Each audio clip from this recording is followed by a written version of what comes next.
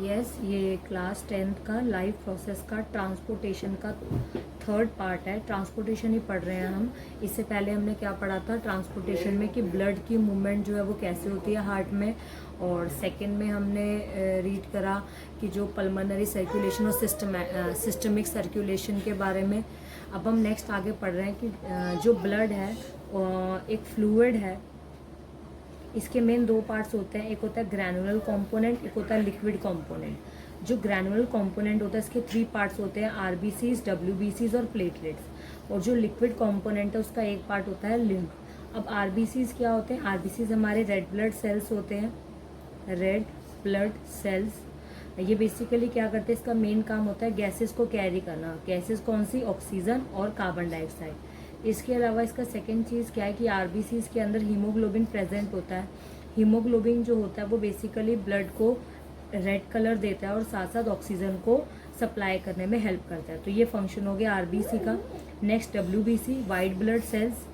White blood cells ये क्या करते हैं? ये बॉडी में जर्म्स से फाइट करते हैं और साथ साथ एंटीबॉडीज़ बनाते हैं, ताकि अगर हमारी बॉडी में कोई माइक्रो ऑर्गेनिज्म आता है, कोई बैक्टीरिया आता है तो उससे फाइट करने में ये हेल्प करते हैं। फिर नेक्स्ट ब्लड प्लेटलेट्स।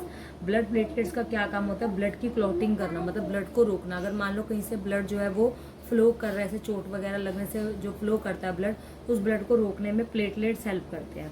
अभी हम लिक्विड कंपोनेंट पढ़ेंगे, लिम्फ। लिम्फ क्या होता है? लिम्फ एक येलो कलर का फ्लूइड होता है। इसका मेन काम क्या होता है कि अगर ब्लड में कोई जर्म है तो उसे डिस्ट्रॉय करना और साथ साथ ब्लड की मूवमेंट में ये हेल्प करता है और बेसिकली ट्रांसपोर्टेशन में ये हेल्प करता है। नेक्स्ट टॉपिक, अब हमारी जो ब्लड वेसल्स है, ब्लड वेसल मतलब जो हमारी बॉडी के अंदर नर्व्स होती है, तो ये जो ब्लड वेसल है ये 2 टाइप की होती है, एक होती है आर्टरीज, एक होती है वेन्स। आर्टरीज क्या होती है? ये रेड कलर की होती है, जो ऑक्सीजन वाले ब्लड को कैरी करती है हार्ट से बॉडी पार्ट्स में। जैसे हमने पढ़ा था कि जो ब्लड है वो लंग्स से हार्ट में जाता है और फिर हार्ट से आयोटा के थ्रू सारे बॉडी पार्ट्स में जाता है। तो सारे बॉडी पार्ट्स तक आयोटा के आगे जो लेकर जाता है वो आर्टरीज ही होती है। तो आर्टरीज बेसिकली क्या होती है? जो ऑक्सीजनेटेड ब्लड को, मतलब ऑक्सीजन वाले ब्लड को हार्ट से सारे बॉडी पार्ट्स में लेकर जाती है। और बट इज वेन्स। वेन्स क्या होती है? थोड़ी ग्रीन ब्लूइश कलर की होती है, जो क्या करती है सारे बॉडी पार्ट से कार्बन डाइऑक्साइड वाले ब्लड को या डीऑक्सीजनेटेड ब्लड को वापस हार्ट तक लेकर आती है। तो they both are opposite. Arteries जो ऑक्सीजनेटेड ब्लड कैरी करती है हार्ट से बॉडी पार्ट्स तक लेके जाती है। वेन्स जो कार्बन डाइऑक्साइड वाला ब्लड मतलब डीऑक्सीजनेटेड ब्लड कैरी करती है और बॉडी पार्ट से वापस हार्ट तक लेकर आती है।